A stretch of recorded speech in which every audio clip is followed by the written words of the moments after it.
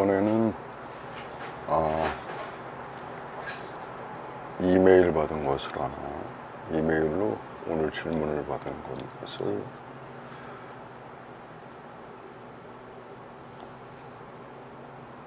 살펴보겠습니다.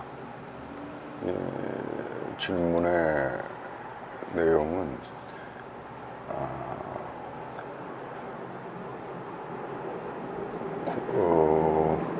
자고 2회독 시작 중인데 질문사항에 있어서 여쭙게 되었습니다. 제가 잘 썼는지는 모르겠지만 피드백 부탁드립니다. 그래서 보낸 내용은 911 대리운전 사례를 물어봤어요. 요것은 내 교재에 실려있는 판례인데, 판례를 한번 먼저 보겠습니다. 판례를 보면 제1화재에 보험이 가입되어 있는 자동차의 소유자 갑으로부터 을이 자동차 사용 허락을 받아가지고 그 자동차를 사용하다가 그날 술을 먹게 됐죠. 음주를 하고 나서 대리운전업체, 911 대리운전업체에 전화를 하게 되고, 그 대리운전업체에서 파견한 대리운전사, 요 사람을 병이라고 합시다. 병이 파견되어 왔죠. 그래서 병이 허락 피보험자 을을 태우고서 이제 운전을 하고 가다가 이 차가 단독 사고를 났어요. 그러니까 여기 제3자는 내가 이제 설명의 필요를 위해서 임의로 그려놓은 거고, 그러니까 허락 피보험자가 대리운전자와 함께 차를 타고 가다가 대리운전자의 운전 과실로 해서 사고를 당한 건이에요. 저는 판시사항을 한번 읽어보면, 을이 소의 차주 갑으로부터 사건 승용차를 빌린 다음 대리운전자인 소의 병으로 하여금 운전하게 하고 자신은 차량에 동승하였다가 다치는 사고가 발생했는데, 사고 내용은 이래요. 판시사항은 원고 을은 사고 당시 이 사건 승용차에 대해서 현실적으로 운행을 지배하여 현실에 구체적 직접적 운행 지배를 하고 있다라고 본 거에 맞죠. 이 자동차에 지금 현장에 있고 그 공간에 있는 사람이 을이니까 그 운행이익을 향수하는 자로서 자동차 손해배상법 소송의 운행자로 할 것이나, 공동운행자인 대리운전자와 원고 사이의 내부관계에 있어서는 단순한 동승자에 불과하다, 이렇게 일단 전제를 했어요. 이게 무슨 얘기냐면, 대리운전 사고에 있어서는 좀 독특한 특성을 가지고 있죠. 대리운전업자가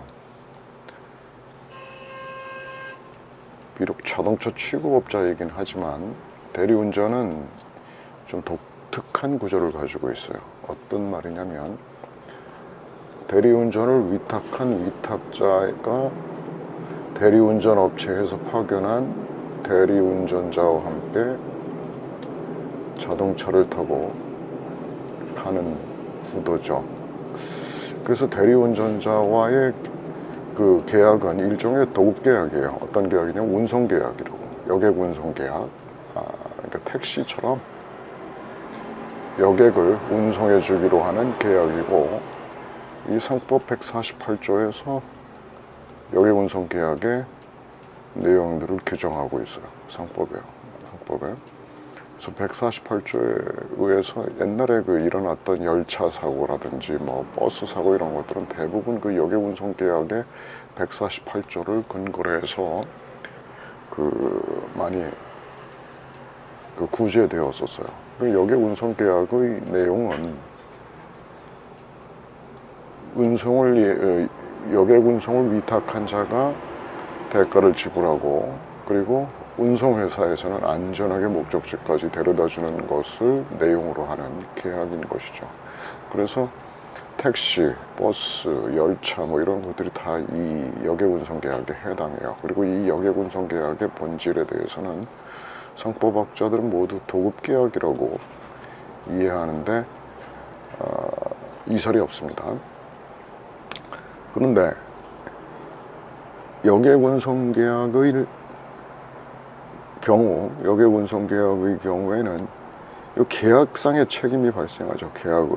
계약의 내용이 뭐냐면 안전하게 집까지 데려다 주는 것이기 때문에 비록 자배법이 만들어지기 이전이라 하더라도 민법 750조의 불법행위 청구를 하게 되면 피해자에게 손해배상 청구를 하기 위해서는 이 가해자의 과실이 있었음을, 그리고 그 행위로 손해가 발생했다, 그리고 이 그 가해 대리운전자에게 위법성 조각 사유가 없고, 즉 위법하고, 그 다음에 책임 능력이 있는 것이라는 이런 모든 요건의 입증 책임이 손해배상 청구권자에게 있어요.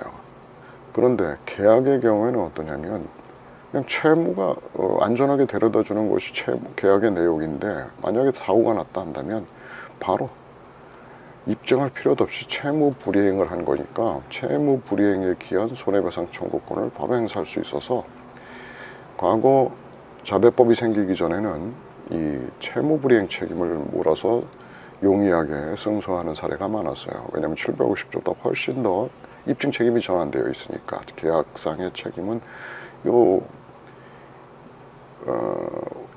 운송업체에서 어쨌든 채무 이행을 못했으니까 채무 이행에 자기 과실 없음을 입증을 해야 하거든. 그러니까 불가항력이었다든지 어떤 항변을 운송회사에서 해야 되니까 구제가 용이하죠. 이런 택시 운송과 같은 여객 운송과 유사한 성질을 가져요. 즉 위탁자가 운송업자, 이 대리운전업자는 결국 여객 운송 계약을 체결하는 업체니까, 위탁자가 대리운송업체와 체결한 계약을 위반해서 내가 완전하게 집에까지 데려다 주지 못했으니까 넌 나에게 손해배상 책임을 져 하는 내부적인 관계에서 채무이행 책임을 물을 수가 있어요. 근데 이게 이제 단순한 택시 운송과 같은 모양을 가지고 있느냐 그러면 또 좀 독특한 특성이 있는 것이, 이 운송업자가 사용하는 운송용구가 위탁자의 자동차라는 점이 이 대리운전의 좀 독특한 특성이에요.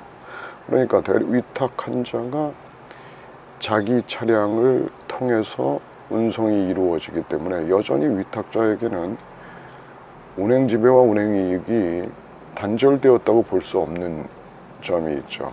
따라서 제3자에게 사고를 야기한 경우에 대리운전업자와 위탁자는 모두 손해배상 책임을 지게 된다는 점에서 이 대리운전 사고는 굉장히 독특한 특성이 있어요. 그러니까 대내적으로 위탁자는 승객과 같은 보호를 받는다라는 거고, 택시 승객과 같은.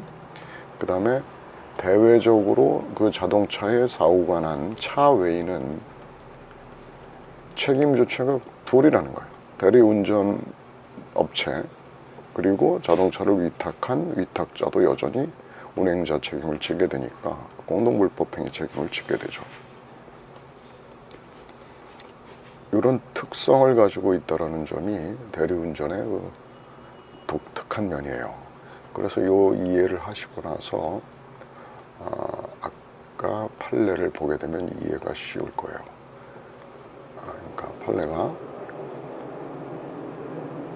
공동운행자인 대리운전자와 원고 사이에, 그러니까 이 대리운전을 위탁한 허락피보험자와 대리운전자는 공동운행자라고 보는 거예요. 그런데 대리운전자와 원고 측, 저쪽 그 대리운전 업체와의 사이에서 내부 관계에서는 단순한 동승자에 불과하다. 아까 얘기했던 것처럼 택시 승객과 유사한 성격에 불과하다, 이런 내용이고, 다른 한편 원고 보조 참가인 A보험회사, 여기서는 지금 제1화재를 A보험회사라고 말하는 거예요. 이 사건은 어떤 내용이냐면 결국 허락피보험자가 다쳤단 말이에요. 허락피보험자는 내부적인 관계에서는, 이 대리운전업자와의 관계에서는 단순한 동승자의 타인성이 인정되는 그런 관계에 있으니까 손해배상 청구를 대리운전회사에다 했고, 이 대리운전 업체는 흥국화재에 대리운전자 보험을, 취급업자 보험을 가입하고 있었어요. 따라서 흥국화재는 허락피보험자한테 보험금을 지급을 해야죠. 지급을 하고 이 흥국화재가, 그런데 이 흥국화재에서 지급하는 보험금은 대인 1과 2를 포함한 금액을 지급할 책임을 지죠. 하여튼 피해자는 자기의 전 손해를 흥국화재에다가 청구할 수 있으니까요. 이거 비보험회사라고 합시다. 그리고서 비보험회사는, 야, 너 허락피보험자와 대리운전자는 공동운전자 관계에 있다. 공동운행자 관계에 있다. 그러니까 너의 책임도 있으니까 이 금액 중에 대인배상 1에 해당하는 금액에 대해서 B한테 아니 그거는만은 못 주겠다. 즉 이것은 제1화재에다가 구상 청구를 하겠다라고 한 거예요. 그러니까 제1화재에서 이해관계가 있게 되죠. 이 사건에서 패소를 하게 되면 직접 원고 피고가 아니지만 이해관계가 있는 자니까, 이런 이해관계가 있는 자는 본안소송에 보조 참가를 할 수 있어요. 즉 이 허락피보험자 원고를 소송 행위를 도와주기 위한 보조 참가 신청을 하고 법원에서 보조 참가 신청을 받아들이면 A도 당사자는 아니지만 제1화자도 보조 참가자도 소송에서 진술을 하고 증거를 제출하고 하는 소송 활동을 할 수 있어요. 그래서 이제 보조 참가자인 승국화재 A보험회사가 있게 된 건데, 원고는 즉 허락피보험자와 A보험회사 사이에는 자동차 책임보험 계약을 체결한 김영피보험자인 소외갑, 그러니까 요 흥국화재 보험 들었던 차 빌려들었던 요 차주죠. 차주와에서 대인배상 1계약 체결되어 있지 않느냐.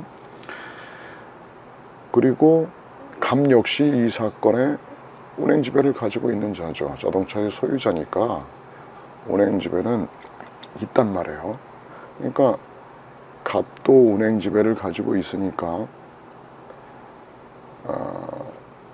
이 사건 보유자로서 운행저지를 여전히 가지고 있다 할 것이다 라고 해놓고서 이제 그 다음에 뭐라고 그랬냐면, 그런데 그렇다면 이 허락피보험자가 대인배상 1에 대해서 제1화재에다가 보험금 청구를 하려면 돌과 이 사이에 책임이 성립해야겠죠.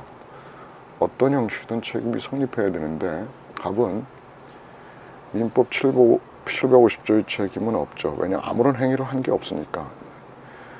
민법 750조는 가해 행위에 대한 책임을 묻는 제도니까 갑은 아무것도 안 했단 말이에요. 그렇지만 자배법상의 책임은 무엇을 했느냐, 네가 뭘 운전을 했느냐 안 했느냐의 문제가 아니라 네가 그 자동차의 운행 지배를 가지고 있고 그 자동차의 운행으로 인한 이익이 귀속되는 자라는 관념적인 책임이니까, 하여튼 운행 지배가 있는 것이 분명하니까 책임을 추궁할 수 있는 여지는 있어요. 그래서 자배법상 나는 이 허락피보험자가 갑에게, 차주에게 갖는 법률상 손해배상 책임을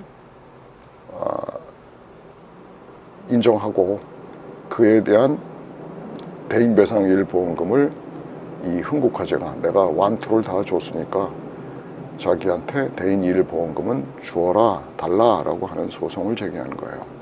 자, 이 판결이 아주 기가 막히게 판결했어요. 이 사건 사고 당시 원고의 운행지배 및 운행이익에 비하여, 즉 허락피보험자의 운행지배가 이 사건 승용차에 동승하지도 않았고, 그랬던 그 소외갑, 차 빌려줬던 차주, 그 사람의 운행지배보다 보다 주도적이거나 직접적 구체적으로 나타나 있다. 다시 말해서 허락피보험자의 운행지배 그리고 갑의 운행지배가 모두 있지만 허락피보험자는 사고 현장에 있었고 그 시간에 그곳에 자동차를 사용하고 있었던 현실의 지배를 하고 있는 거고 구체적 지배를 하고 있고 직접적 운행 지배를 하고 있는 자이기 때문에 보다 사고 방지에 주도적인 입장에 있었던, 보다 주도적인 운행 지배를 하고 있는 사람은 이 허락피보험자다, 더 크다. 소위 공동운행자의 타인성에 관한 운행 지배의 우월, 누가 더 우월한 지위에 있는가에 관한 판단을 내린 거예요. 갑은 가만히 집에 있었지 않냐. 너한테 차 빌려줬을 뿐이고. 따라서 갑의 현실의 지배는 없고 이 사고 예방을 위한 주도적인 입장에 있다고 볼 수 없다. 따라서 혈압 피보험자 을은 갑에게 타인 힘을 주장할 수 없다. 이렇게 판결한 거예요. 소의 갑은 이 사건에서 용이하게 사고 발생을 방지할 수 있었다고 보이지 아니었다. 보다 주도적인 사람은 을이었지 갑은 아니다. 원과 을과 소의 갑과의 관계에서는 공동운행자 갑과 을 사이에서 을이 소의 갑에 비해서 타인 힘을 주장할 수 없다. 왜냐? 그의 운행 지배가 보다 주도적이고 직접적 현재적이기 때문에 그렇다. 따라서 원고 보조 참가인은 원고에게 책임보험금을 지급할 의무를 부담하지 않는다. 다시 말해서 갑의 법률상 손해배상 책임을 담보하기로 한 제1화재는 허락피보험자에게 대인 1 보험금 지급할 책임 없다라고 판시한 거예요. 그러니까 결국 뭐예요? 흥국화재가 대인 1, 2 보험금 다 줘라. 이 동승자였던 허락피보험자에 발생한 손해를 다 지급하라 하는 판결이에요. 여기서 이해를 넣기 위해서 취급업자 약관을 한번 좀 보겠습니다. 취급업자 약관은 뭐 특별할 거 없어요. 뭘 보시면 되냐면 우리 그 자동차 개인용 업무용 영업용 약관과 동일합니다.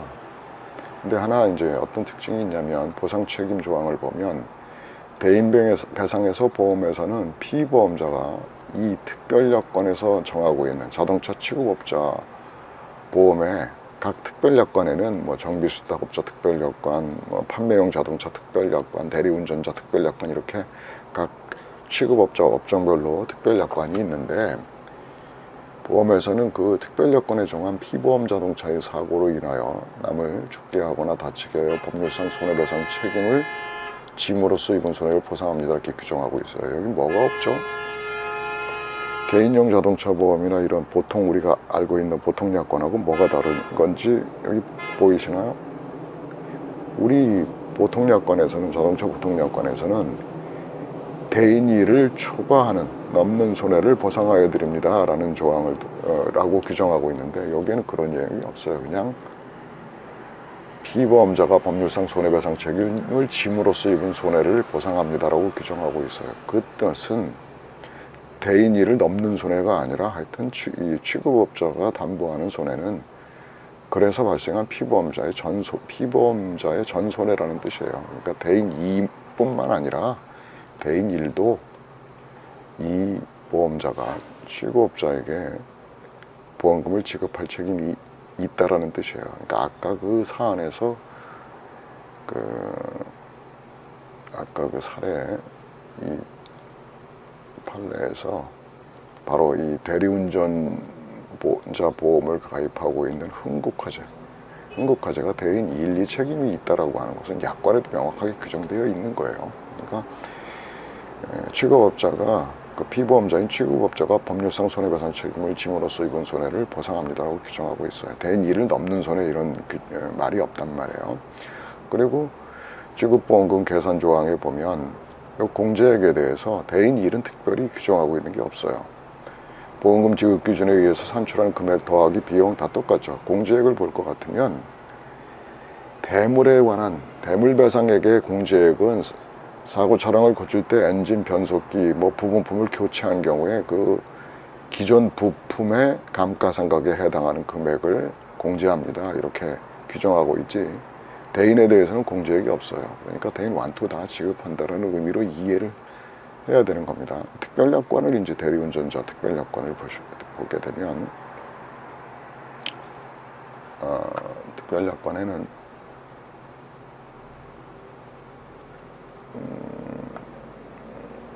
판매용 자동차 특별약관도 있고 정비수탁업자 특별약관도 있고 임시 시운전 자동차 포괄계약 특별약관 이런 하여튼 자동차의 취급업자들 그 종목별로 그 특별약관이 있어요. 그런데 운전자 대리운전 특별여건이 금방 안 찾아지네.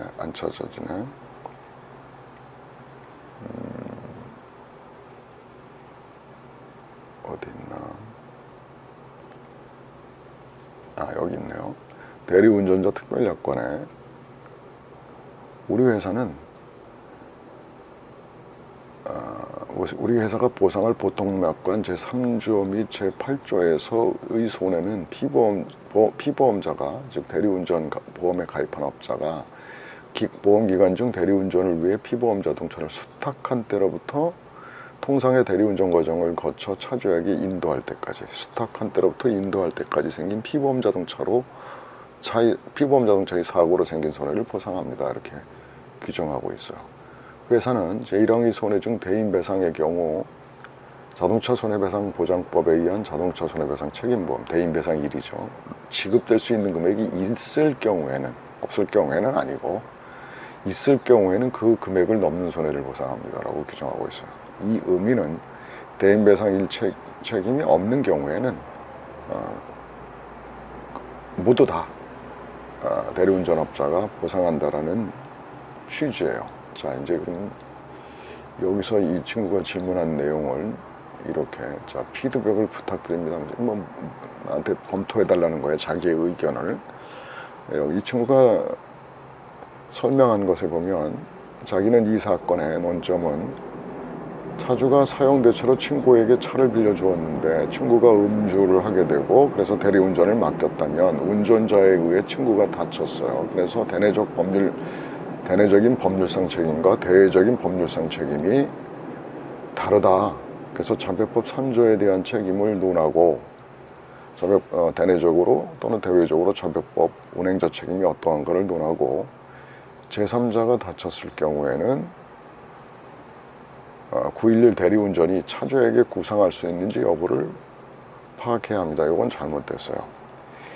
대리운전 업자가 사고를 낸 경우에 1차적 책임이 있는 사람은 대리운전 업체예요. 그자가 운전을 잘못해가지고 사고를 냈는데 공동 불법행위 책임을 인정해서 차주에게도 운행자 책임을 인정한다 하여 그자의 부담 부분이 있다는 뜻은 아니에요. 여러분은 연대채무의 개념을 아시죠? 연대채무에 공동불법행위자 A와 B가 있다고 한다면 B의 부담 부분이 100이고 A의 부담 부분이 제로인 0%인 공동불법행위도 있는 겁니다. 이 사안이 그런 거죠. 이 대리운전업자가 100의 책임을 지는 거예요. 근데 A도 운행자 책임을 지게 되니까 차외인은 비록 그 내부적인 분담 부분은 0%라 하더라도 차외인은 A한테도 손해배상 청구를 할 수 있고, 동시에 또는 순차로 B한테도 손해배상 청구를 해서 자기의 손해액을 하여튼 다 변제받을 수 있어요. 만족할 때까지 누구에게나 청구할 수 있는 건데 정사는 100대 0이죠. 따라서 A가 100을 지급했다고 한다면 B한테 구상할 수 있지만, 사고 야기했던 B가 자기 책임으로 일어난, 자기의 가해행위로 일어나는 것인데 구상할 수 없죠. 요거는 요거는 이제 빼고 요것만 제외되어 있다면 요 논점 좋아요. 이 사안에서 친구는 도급계약에서 일의 완성을 하지 못하였으므로 친구가 채무 불이행한 게 아니죠. 좀 표현이 거친데 좀 더 읽어볼게요. 채무 불이행으로 대리운전자에게 법률상 손해배상 책임을 청구할 수 있고, 요게 틀린 거고, 맞는 얘기였는데 좀 표현이 거치네요. 친구 을은 도급계약상 채무 불이행을 이유로 대리운전업체에게 법률상 손해보상 배상 책임을 물을 수 있는데, 근거조항은 민법 750조가 아니라 상법조문을 내가 여기 스크랩해 놓은 게 있는데 봅시다. 상법조문에 148조. 여객이 받은 손해배상의 책임. 운송인은 자기 또는 사용인이 운송에 관한 주의를 해태하지 아니었음을 내가 증명하지 못하면 입증 책임이 운송업자에게 있는 거죠. 그러니까 여객이 운송으로 인하여 받은 손해를 배상할 책임을 면하지 못한다라고 하는 요 148조 1항이 책임의 근거 조항이에요. 그러니까 자배법상 책임을 말하는 게 아니라 아니 민법 750조의 책임을 말하는 게 아니라 일단 내부적 관계에서 허락피보험자 을은 대리운전업체에게 두 가지 책임을 추궁할 수 있죠. 여기 우선 이렇게, 그러니까 대리운전업체에 대해서 책임으로 하나는 뭐냐면 상법 148조 1항의 채무불이행 책임을 물을 수 있어요. 채무불이행 책임, 채무불이행으로 인한 손해배상 청구권을 행사할 수 있고, 두 번째, 이 업체는 자동차의 관리 사용을 위탁받은 업체이니까 일종의 그 주차장 업체와 같이 차량을 임치받아가지고 관리 수탁하는 업체예요. 따라서 그 자는 운행 지배를 가지게 되는 운행자죠. 그러니까 자배법 3조의 운행자 책임을 물을 수 있습니다. 그러니까 이 친구가 얘기한 손해보상 배상 책임인 750조를 청구할 수 있고, 아니 막바로 운행자 책임을 또는 상법 148조의 책임을 물을 수 있습니다. 이게 이 상법 148조의 채무불이행 책임과 운행자 책임의 장점이 뭐예요? 입증 책임이 전환되어 있다는 거잖아요. 민법 750조를 주장하려면 내가 입증을 해야 한다고. 그러니까 이 민법 750조가 아니에요. 만약에 이런 생각을 하는 거라면 대리운전자는 운전 행위를 한 자니까 맞아요. 그 친구는 민법 750조의 책임도 져요. 근데 우리나라 대법원 판례는 대리운전 업체가 운행자임은 뭐 당연한 건데, 대리운전자에 대해서도 운행자 책임을 인정하고 있는 것 같아요. 근데 이러한 대리운전자도 운행자로 인정하고 있는 게 우리 대법원 판례인 것 같아요. 이건 내가 일본은 어떤가 했더니 일본의 최고재판소 판례도 대리운전 업체는 물론 대리운전자도 운행자 책임을 막바로 인정하고 있어요. 그렇게 하고 있어요. 물론 일본에서는 대리운전자는 운전자로서 운행자가 아니다. 그래서 민법 750조의 불법행위 책임만 져야 추궁할 수 있다라고 하는 그 논문은 여러 편이 있어요. 그래서 한 편의 논문을 내가 읽은 적이 있는데, 어쨌든 이 사람에 대한 채무불이행으로 인한 750조 책임이 아니라 채무불이행으로 인한 상법 148조의 책임, 그리고 자배법 3조의 운행자 책임을 물을 수 있어요. 그리고 911 대리운전에게도 민법 750조를 청구할 수 있습니다. 아니, 911 대리운전업체는 바로 자배법 3조의 책임을 물을 수 있죠. 자동차를 정당하게 그 허락피보험자로부터 위탁받아가지고 관리하고 있는 운행자예요. 여기서 대리운전자는 운전자이므로 타인을 위하여 운전하는 자이기 때문에 자배법 3조는 논할 필요가 없다고 봅니다. 이게 맞아요. 맞는데 우리나라 대법원 판례는 좀 거칠게 바로 그냥 이 대리운전자도 대리운전업체와 동일시해가지고 그냥 자배법 3조에 운행자 책임을 진다, 운행을 지배하고 있다, 이렇게 하고 있는데, 더 세밀하게 보면 운전자라고 보는 것이 보다 논리적이긴 합니다. 어쨌든 대내적으로는 택시 운송과 같은 개념이므로 친구의 운행 지배가 상실한 것으로 보아야 하기 때문에, 대내적으로 친구의 운행 지배가 상실되었던 이유 근거가 택시 운송과 같은 운송 계약이 체결되어서가 아니라 이 친구가 말하는 개념은 그거나 허락피보험자 을의 운행 지배가 상실한 것으로 보아야 하기 때문에 요거는 맞네요. 그렇지. 그러니까 택시 운송과 같이 대내적으로는 그냥 단순한, 우리 대법원은 택시 운전자라는 표현은 하지 않았고 택시 승객이라는 표현은 하지 않았고, 일본 최고재판소는 택시 승객과 유사한 관계에 있다 이렇게 말하고 있는데, 우리나라 대법원은 그냥 동승자라고 보아야 한다, 일반의 동승자로 보아야 한다, 이렇게 그냥 은근슬쩍 넘어가고 있어요. 반면에 일본 최고재판소는 택시 승객과 같은 지위에 있다 할 것인가, 이렇게 이제 판결을 하고 있어요. 어쨌든 동승자다, 동승자니까 운행 지배가 없다, 이건 맞아요. 주로 보아 사용대차로 빌려준 차주도 운행 지배가 벗어나는 것으로 보면 됩니다. 대내적인 관계에서는 이렇게 봐도 무방합니다. 자, 두 번째, 대외적으로는 차외인 입장에서, 그러니까 이제 이 사고에 제3자가 만약에 대리운전자가 운행하는 자동차에 의해서 죽거나 다쳤다고 한다면 이런 얘기죠. 대외적으로 차외인의 입장에서는 친구 자꾸 막 그러니까 뭐하는 이때 허락피보험자 을과 대리운전자는 공동불법 행위자인데 제3자에게 손해를 입혔을 때 친구가 을이 대리운전자 916 대리운전에게 민법 750조는 물론이고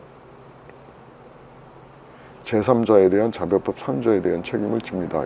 여기까지 맞았고, 그러니까 차외인은 아까 그림에서 이 제3자는 만약에 차외인이 다쳤다고 한다면 대리운전자에게 민법 750조, 우리나라 대법원 판례는 대리운전자도 운행 지배하는 거로 설명하고 있으니까 자별법 3조, 그리고 대리운전 업체에 대해서는 당연히 자별법 3조의 운행자 책임을 이들에게 물을 수 있고, 그 다음에 이 위탁한 자 역시 운행 지배를 가지고 있는 거죠. 자기 차를 또는 자기가 정당한 권리에 의해서 사용 관리하는 자동차가 이 재해의 도구로, 자동차 사고의 도구로 되었다는 독특한 특성이 있기 때문에 이 대리운전 위탁자였던 허락피보험자도 자별법 3조의 책임을 지고, 물론 이 차주, 당연히 차주갑도 자별법 3조의 책임을 지죠. 자, 여기 이때 갑과 을은 민법 750조의 책임 주체는 아니에요. 내가 여러 번 강조하지만 민법 750조의 책임은 가해 행위에 대한 비난이에요. 그런데 갑과 을은 아무것도 한 거 없다고, 핸들도 만지지 않고 있다고, 그냥 술에 취해가지고 차에 타고 있고 갑은 빌려줬을 뿐이고, 그러니까 얘네들의 책임은 관념적인 책임으로 자별법 3조의 책임입니다. 운행자 책임만 질 뿐이죠. 자, 그러면 여기서 911 대리운전자가 차주에게 구상하는 것에 대해서 대리운전자와 빌려준 차주의 타인성을 논해야 하는데, 아까 판결에서 봤던 것처럼 대리운전 업체는 차주에게 구상할 수가 없습니다. 왜냐하면 사고 양의자가 대리운전 기사였고 대리운전 업체에게 1차적 책임이 있는데 그 사고에 대해서 피해자를 두텁게 보호하기 위하여 공동불법 행위 내지는 연대 책임을 부담하고 있는 차주 또는 그리고 자동차의 대리운전을 위탁한 자의 내부적 부담 부분은 제로예요. 100%는 912 대리운전 업체에게 있는 거란 말이에요. 대리운전자에게. 따라서 차주에게 구상하는 것에 대해서 이건 불가하다고 판결했던 거죠. 어쨌든 이 친구의 얘기를 더 들어봅시다. 대리운전자와 빌려준 차주의 타인성을 논해야 하는데 대법원은 그렇게 본 거죠.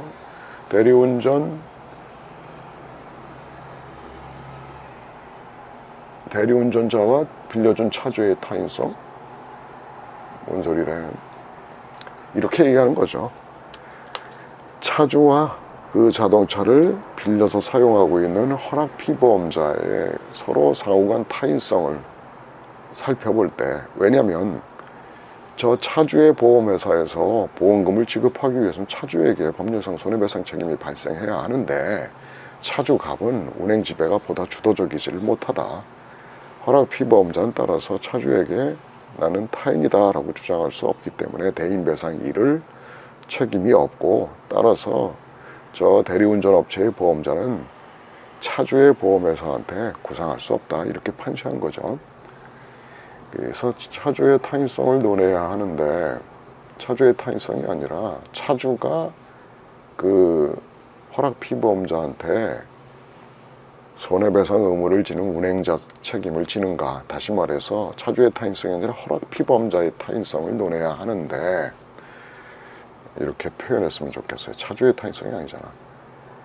허락피보험자의 타인성을 논해야 하는데 차주의 운행 지배는 잠재적이고 추상적이고 간접적인 것이며, 이에 반해서 대리운전자가 아니고 그 자동차를 빌려간 허락피보험자의 운행 지배가 보다 더 현재적, 보다 더 구체적, 보다 더 직접적이기 때문에 허락 피보험자 을은 타인임을 주장할 수 없다, 이런 거예요.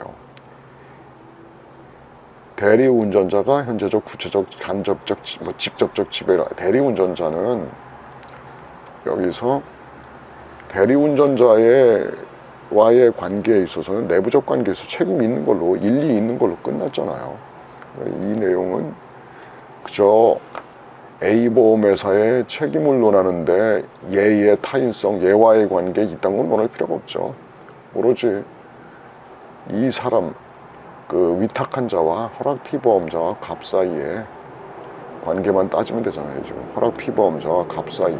왜냐면 갑이 법률상 손해배상 책임을 지는 손해를 보상하는 것이 대인배상 일이니까 따라서 둘 간의 책임을 물어야지. 허락 피보험자와 대리운전자 사이의 타인성? 아까 얘기했잖아요. 이 대리운전을 맡기고 동승한 허락 피보험자는 당연히 타인성이 인정된다고. 그래서 한국화재에서 보험금, 대인 1, 2보험금을 일단 지급하고 이 제1화재에다가 지금 구상을 하는 거니까 이 문제는 따질 필요 없고 오로지 이제 갑과 을 간의 타인성을 따져야 되는데, 대법원 판례는 얘가 보다 주도적이다. 얘가 허락 피보험자가 갑보다 주도적이다라고 했던 거예요. 그러면 다시 그래서 이 부분은 그래서 타인성을 인정하여 대리운전은 차주에게 구상할 수 없습니다. 약간 좀 거친데 무슨 의미인지 이 친구 이해는 하고 있는데 조금 더 다른 사람과 토론을 한다든지 뭐 하면서 그 표현 방법을 좀 더 좀 간결하면서도 전문가의 어떤 포스가 있는 전문적인 용어를 구사하는 좀 세련된 표현 방법을 좀 연습했으면 좋겠어요. 좀 표현이 거칠어요. 두 번째로 이렇게 제가 이해한 부분이 맞나요? 제가 여러 가지로 설명했는데 맞는 부분이 있고 좀 틀리는 부분도 있습니다. 두 번째 질문. 보험관계상 구상 여부와 감액 인정, 그리고 보험관계로 볼 때 차주의 보험자 A 그리고 911 대리운전의 보험자 B가 있다면 차주는 사용대차로 친구에게 자동차를 빌려준 것이고 친구가 음주하여 대리운전자가 운전 중이었으며 동승했을 때 대리운전자는 운전자이기 때문에 공동운행자라고 할 수 없지만 대내적으로는 공동운행자가 아니죠. 대내적으로는 그 대리운전을 위탁한 그 위탁자는 그냥 단순한 택시 승객과 마치 동승자예요. 따라서 타인이에요. 그냥 공동불법행위 책임 없어요. 그런데 차외인이 있다고 한다면 차외인에 대해서는 위탁자가 그 자동차의 운행 지배를 가지고 있다라고 볼 것이고, 그리고 대리운전업체도 자동차를 차량 관리하는 자이기 때문에 서행 관리하는 자이기 때문에 공동운행자 책임을 차외인에 대해서는 지게 되죠. 대외적 관계에서는.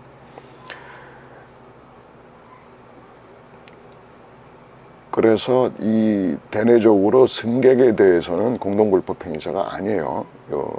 동승자에 대해서는. 둘째, 둘 다 책임이 있는데 제3자가 다쳤을 때에는 만약에 대리운전업체가 자백법 3조의 책임을 물을 수 있으니까 그래서 보상을 했다면 보험자 A에게도 차주가 잠재적인 지배가 있었으므로, 그러니까 공동불법 행위이므로 B보험회사가 제3자에게 보상한 보험금을 A보험자에게 감액 구상할 수 있나요? 이런 얘기군요. 그러니까 이 얘기는 지금 이 위탁자의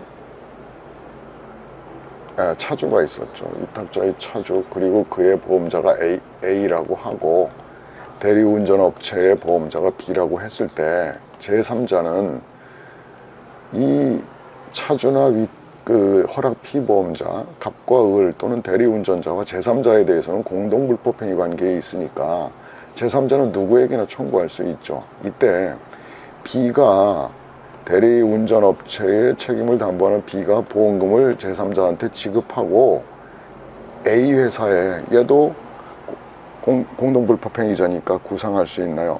안 된다 이러니. 왜냐? 대리운전 업체에서는 실제 그 사고를 야기한 민법 750조의 가해행위에 책임을 지는 자니까 100% 책임은 얘에게 있는 거예요.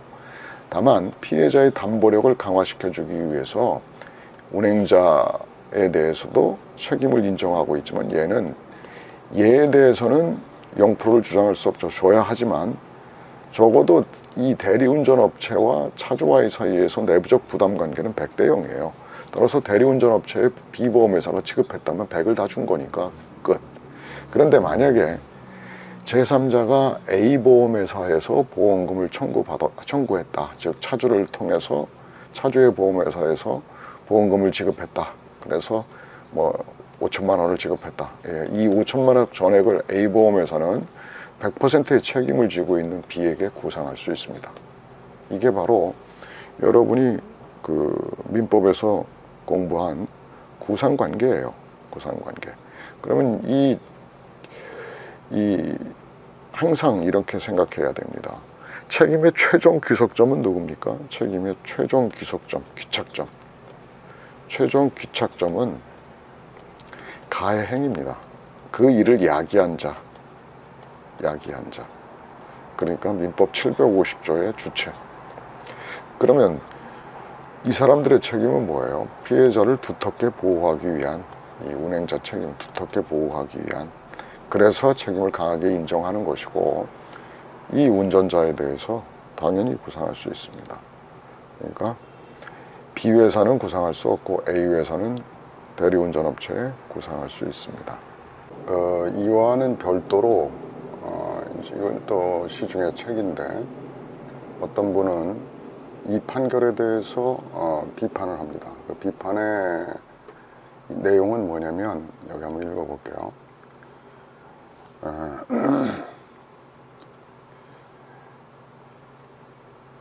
면책약관 개별적용 이론은 대법원 전원합의체 판결에 확고하게 정립된 이론으로, 아니 뭐 이런 얘기, 대법원을 들먹일 필요도 없이 약관이 인정되고 있는 거예요. 약관에 의해서. 그런데 이 판결 사례에서 보면 피해자가 대리운전자와의 관계에 있어서, 그러니까 허락피보험자, 그 대리운전을 위탁했던 허락피보험자와 대리운전업체와의 관계에 있어서는 동승자에 불과하다. 그래서 타임을 주장할 수 있다. 배상 책임이 있다.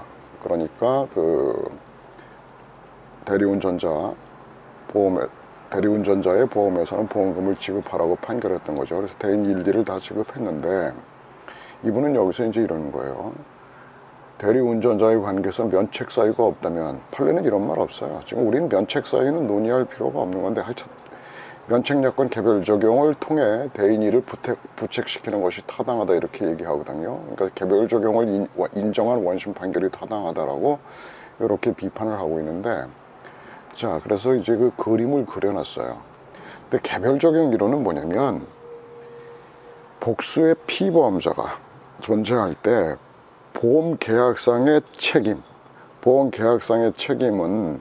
그러니까 유효한 보험계약이 존속하고 보험사고가 발생했는지, 그리고 그래서 인과관계가 있는지, 손해가 발생했는지, 그리고 면책사유가 존재하는지 여부에 대한 판단은 복수의 피보험자가 있을 때 각 피보험자별로 결정해야 한다는 거예요. 그러니까 이 그림에서 요 아래 그 임차인이 아니었죠. 친구한테 차를 공짜로 빌린 친구죠. 그 허락 피보험자, 얘가 차주와의 관계에서 법률상 책임이 있느냐 없느냐의 문제, 이 문제는 면책사유가 아니에요. 법률상 책임이 있느냐 또는 없느냐, 유무의 문제예요. 법률상 책임이 없다면 우리는 무책이라고 말해야 되는 거예요. 면책이 아니라고.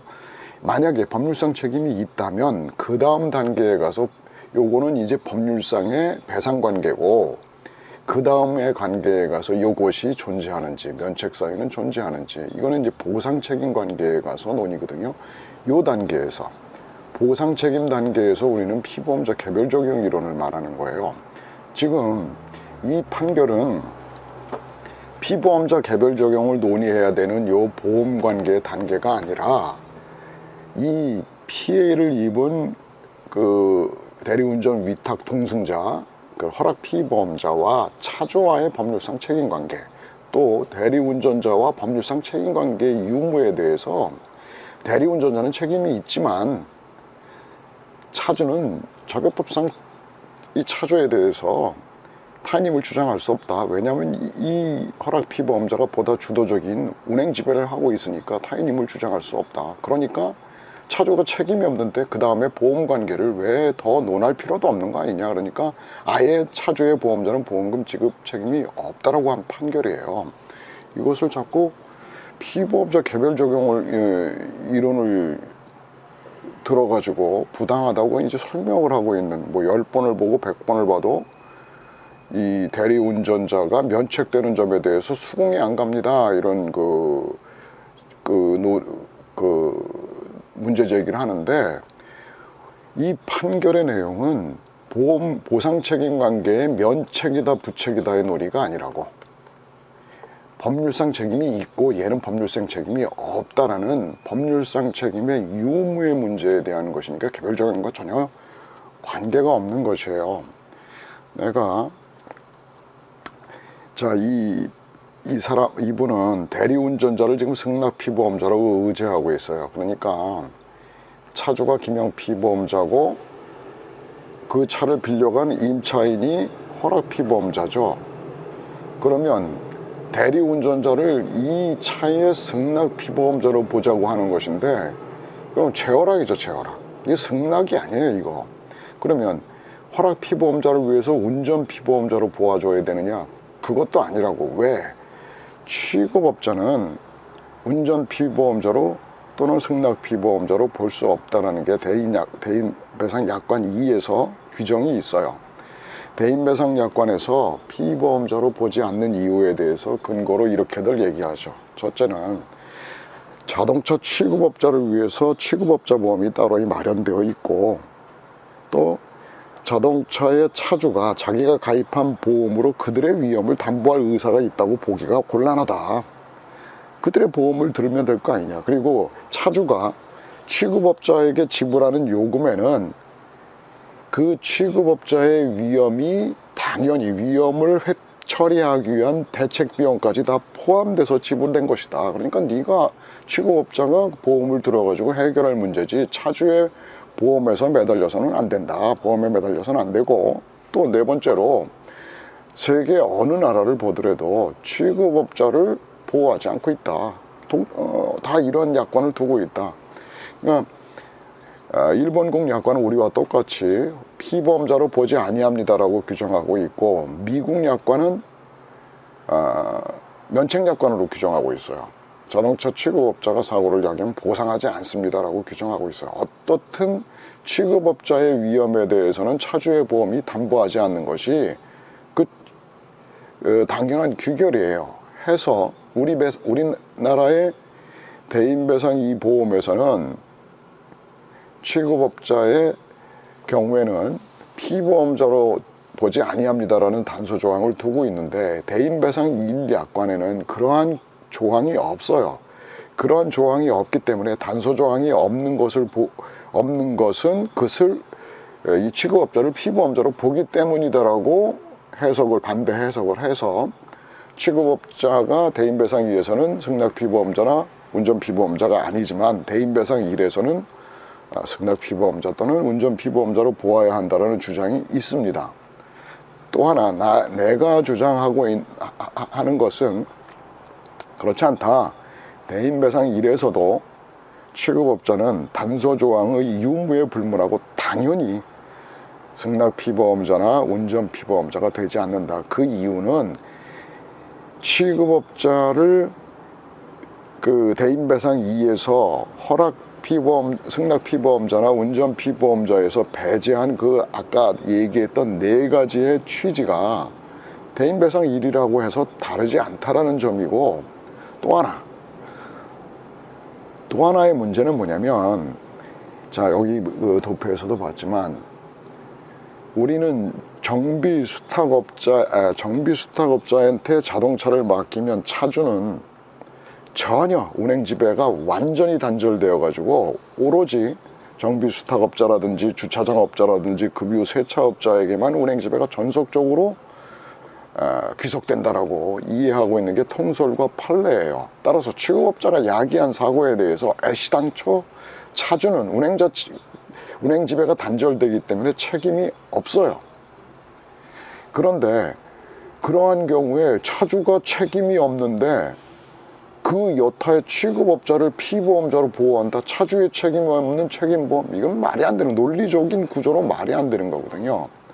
그래서 이 승낙 피보험자가 야기한 사고에 대해서 대리운전자가 야기한 사고에 대해서 승낙 피보험자로 보면은 안 된다라는 겁니다. 이와 관련해 가지고 내가 그러니까 이 판례의 내용은, 자 보십시다. 이런 내용이에요. 이 판례의 내용은 봐요. 지금 차를 빌려갔던 허락 피보험자가 대리운전자한테는 손해배상 청구가 가능하죠. 그러니까 대리운전 업체가 가입한 보험사에서 보상을 받으면 되는 문제예요. 근데 이 허락 피보험자의 손해를 차주의 보험자한테 매달리려고 하는데 차주가 법률상 책임이 없습니다. 책임이 없는 책임보험, 말이 안 되는 거잖아요. 그러면 이렇게 얘기하면 되겠죠. 대리운전자에겐 책임이 있지 않느냐, 얘를 운전 피보험자로 보아야 한다.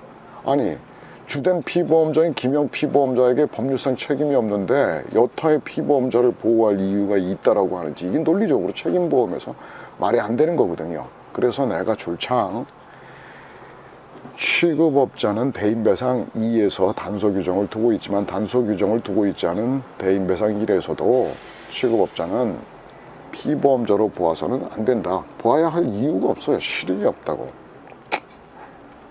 이와 관련해 가지고 약관을 한번 봅시다. 자, 이 약관은 연령한정운전특별약관에 하여튼 모든 운전자 한정 특별약관에 연령 한정이나 하여튼 한정 위반을 한 경우에는 보험자는 보상 책임을 지지 않죠. 그런데 도난의 예외를 규정하고 있고, 잘 아시다시피 도난의 경우에는 예외를 인정하고 있어요. 그 다음에 또 하나 추가되어 있는 게, 관련 법규에 의해서 사업자 등록을 한 자동차 취급업자가 그 업무로 위탁받은 피보험 자동차를 사용 관리하던 중 발생한 피보험 자동차의 사고로 인한 손해 중에서 대인배상 2와 대물배상에서 보상하는 손해, 이거 예외적으로 보상하겠다라는 거예요. 이 취지는 뭐 이런 뜻이죠. 자동차를 정비수탁업자한테 맡겼는데 혹여 그 자동차에 운행 중에 사고가 나서 대인 대물 하여튼 사고가 났어요. 났을 때 혹여 취급업자는 가족이 아니니까 연령에 위반했거나 가족이 아니다든지 하는 이유로 해서 차주의 법률상 손해배상 책임이 발생함에도, 예컨대 차주의 운행 지배가 인정되는 경우에도 이 취급업자는 피보험자로 보지 않으니까, 취급업자는 피보험자로 보지 않을 뿐만 아니라 그자는 운전할 수 있는 가족이 아니니까 그러면 면책되게 되지 않느냐. 그런데 만약에 그 자동차를 위탁한 자동차에 대해서 차주의 운행 지배가 여전히 미치고 있다 그런다면 차 외인 제3자에 대해서는 법률상 손해배상 책임을 면할 수가 없죠, 차주가. 그래서 그런 경우에는 비록 운전을 한 사람이 연령 한정을 위반했거나 그 취급업자가 하더라도, 가족이 한정 위반을 했다든지 하더라도 보상하겠다라는 거예요. 그런데 각 주를 봅시다. 주에 뭐라고 써놨냐면, 자동차 취급업자의 사용 관리에 대해서 여기 써있어요, 명확하게. 김영 피보험자의 법률상 손해배상 책임이 있는 경우에 한합니다. 그러니까 가장 주된 피보험자는 김영 피보험자예요. 그자가 책임을 지고 동시에 다른 여타의 피보험자, 승낙 피보험자나 운전 피보험자가 법률상 손해배상 책임을 질 때 이 피보험자들이 보호를 받는 거지, 아예 주된 피보험자인 김영 피보험자가 법률상 손해배상 책임이 전혀 없는데, 그 차주의 책임이 없는 여타의 피보험자가 법률상 책임을 진다고 차주의 보험으로 보상하라고 하는 것은 논리적인 모순이죠. 여기 명백하잖아요. 반드시 김영 피보험자가 법률상 손해배상 책임을 지는 경우에 하나입니다. 이렇게 쓰여 있죠. 자, 여기서 이 허락 피보험자가 다친 사고에 대해서 차주와의 관계에서 타인성이 부정돼 가지고 법률상 손해배상 책임이 없는데 무슨 보상을 하느냔 말이에요. 여타의 피보험자라는 것이 책임을 지는 피보험자가 발생한다는 것도 우스운 것이고, 그래서 이 사건은 피보험자 개별 적용 이론을 적용해서 면책 사유가 이거 누구에게 존재하는가의 문제가 아니라 아예 처음부터 법률상 손해배상 책임이 차주에게 있느냐 없느냐, 있다면 청구를 할 수 있는 거고, 만약에 차주에게 없다면 대리운전자를 통해서 바로 대리운전자가 가입한 대리운전보험, 그 아까 흥국화재였나요? 거기에서 보상할 문제인 거죠.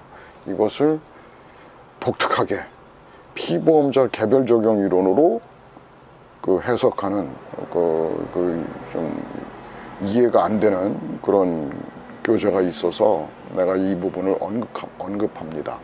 다시 말하건대 피보험자 개별 적용이라는 것은 법률상 손해배상 책임이 일단 존재하고, 그 다음에 그 법률상 책임을 지게 되는 피보험자가 복수로 존재할 때 그 보험계약에서 정하고 있는 면책 사유가 이 피보험자에게 또는 이 피보험자에게 또는 다른 피보험자에게 적용이 되는가, 면책인가 부책인가, 그것들을 따져서 하나라도 한 피보험자로도 부책되는 피보험자가 있다면 그 책임을 보험자가 보상한다는 거지, 이와 같이 애초에 차주에게 법률상 손해배상 책임이 지금 부정되고 있는 사안에서 왜 피보험자 개별 적용을 합니까? 이건 면책사유의 개별 적용이 아니라 법률상 책임 개별 적용하자라는 거잖아요. 이런 이론은 없어요. 그러니까 이 사안에서는 지금 우리 이 보험관계, 이 상단의 보험관계는 아예 논의가 되지 않은 거고, 대리운전자에 대해서는 법률상 책임이 있는데 차주에 대해서 책임이 있는가, 없다. 그렇다면 차주의 보험자는 책임 없는 거고, 대리운전자의 보험자는 책임이 있다라는 단순하고 상식적이고 아주 평범한 판결이에요. 이 판례에 대해서 오해를 하고 있는 분이 있기에 이 부분을 좀 지적해 둡니다.